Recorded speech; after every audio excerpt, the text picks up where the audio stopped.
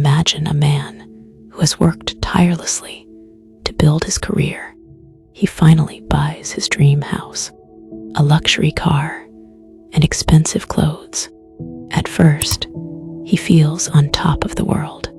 He invites friends over, posts pictures on social media, and enjoys the validation. But after a few months, he notices something strange. His excitement fades. The house is just a house. The car, once thrilling, now feels normal. He starts looking for the next thing to buy, believing more will make him happy. This is the cycle most of us are trapped in. Society teaches us that happiness comes from acquiring things, wealth, status, relationships, achievements.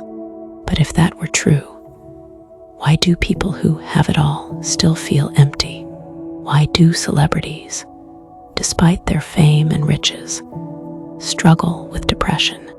The Buddha observed this problem over 2,500 years ago. He realized that most people chase happiness in ways that only lead to temporary pleasure and long-term dissatisfaction. True happiness, according to Buddhism, is not about what we own, but how we experience life. It is a state of mind that does not depend on external conditions.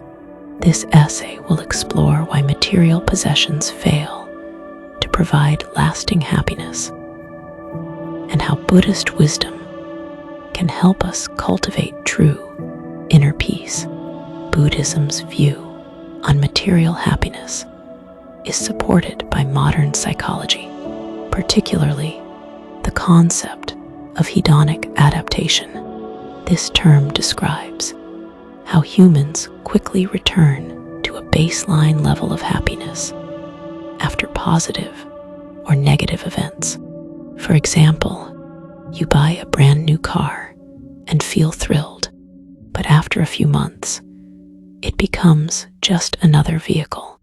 You get a salary increase and feel excited. Soon, it becomes the new normal, and you desire even more.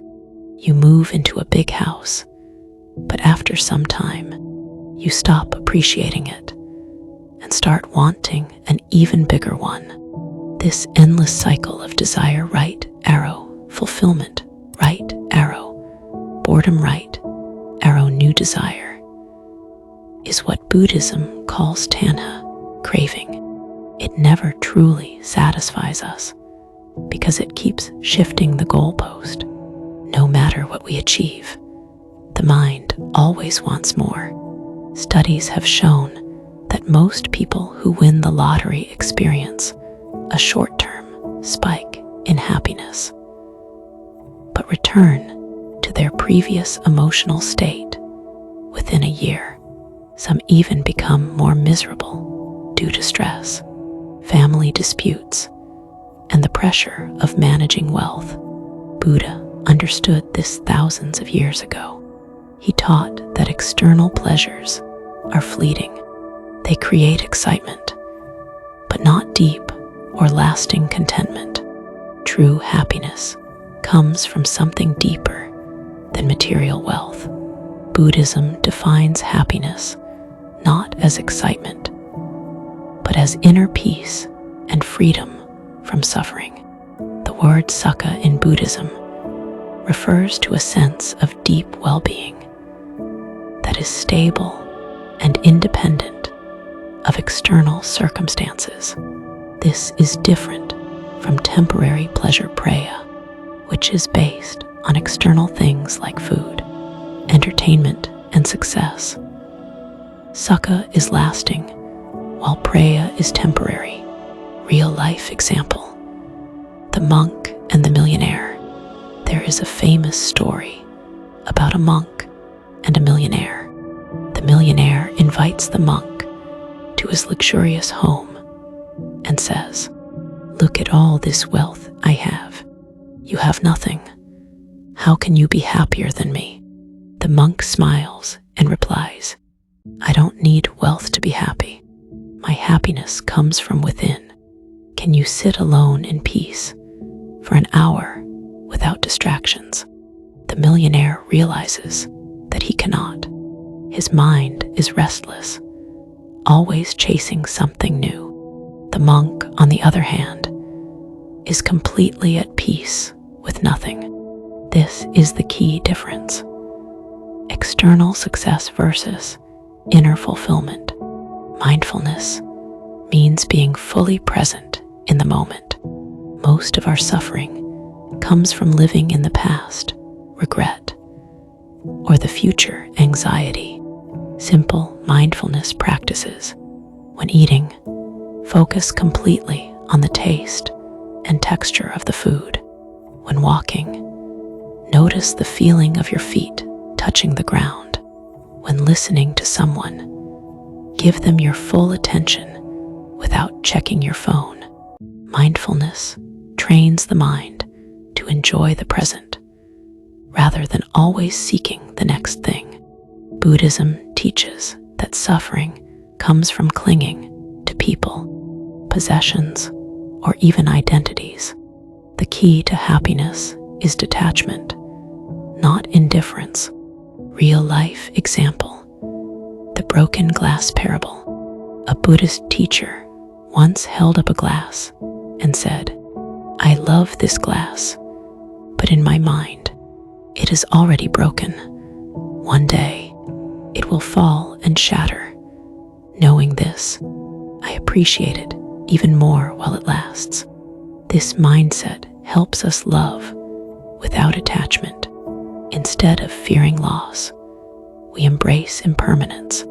Happiness increases when we give rather than take. Science confirms this. Acts of kindness release dopamine, the happiness chemical in the brain. Simple ways to practice generosity. Help someone without expecting anything in return. Listen deeply to someone who needs support. Donate to a cause that helps those in need.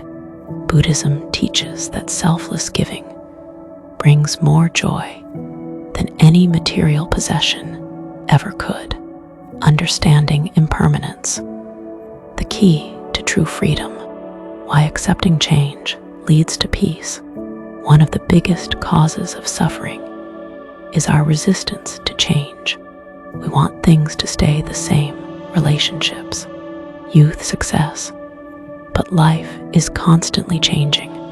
The Buddha taught Anicca impermanence to help us accept this reality.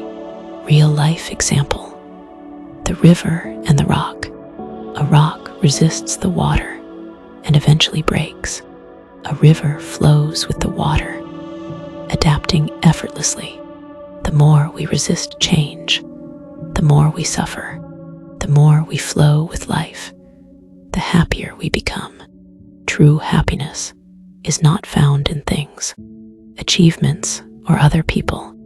It is found in a peaceful mind, a compassionate heart, and an acceptance of life as it is.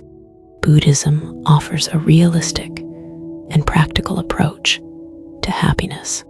1. Stop chasing external pleasure. It is temporary. 2. Cultivate mindfulness and inner awareness. 3. Detach from desires, but appreciate life fully. 4. Practice compassion and generosity. 5.